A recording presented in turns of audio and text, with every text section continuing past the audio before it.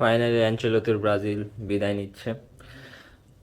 হ্যাল্যান্ডের brace again and genuinely happy for Neymar cause he got a goal ভাই, even though it's a penalty. So কিন্তু ভাই Neymar আরেকবার মানে আবারও prove করে গেছে যে ও ভাই স্টার্টিং 11-এর যোগ্য ভাই। সিরিয়াসলি মাত্র 23 মিনিট খেলছে, একটা চান্স ক্রিয়েট করছে, গোল আছে যদিও পেনাল্টি, কিন্তু ভাই আমার এখনো লাগে ভাই মানে নেইমার দি ভাই স্টার্টিং 11-এর জন্য। মানে নেইমারে আনচেলত্তি কি ডাউট করলো নাকি না? বিগ ম্যাচের জন্য নেইমার অবশ্যই ভাই দি স্টার্টিং 11-এর জন্য।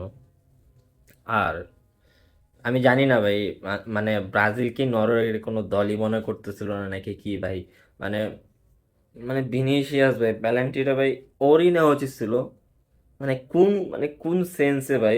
এর একটু মানে কাইন্ড অফ বিগ ম্যাচ ভাই, কোয়ার্টার রাউন্ড অফ 32-এর ভাই, রাউন্ড অফ 32 ভাই। ঠিক আছে, এটা কোনো মানে গ্রুপ ম্যাচও না, মানে কোন ইয়াতে মেরাজটাই দিল, আমি কিছু বুঝলাম না ভাই।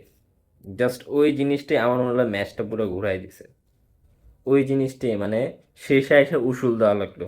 অ্যান্ড নরওয়ে ভাই, আল্লাহ ভাই অ্যাবসুলুটলি ভাই মানে মানে ভাই ওরা যে গোলটা দিল, প্রথম গোল দেওয়ার পরে ওরা বল এরকম ভাবে নিজের কন্ট্রোলে রাখলো ভাই, literally Brazilian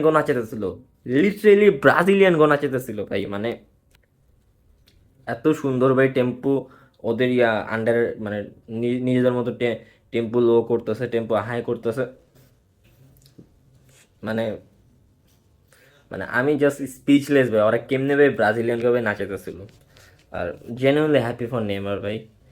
so this is the journey of Ancelotti's Brazil.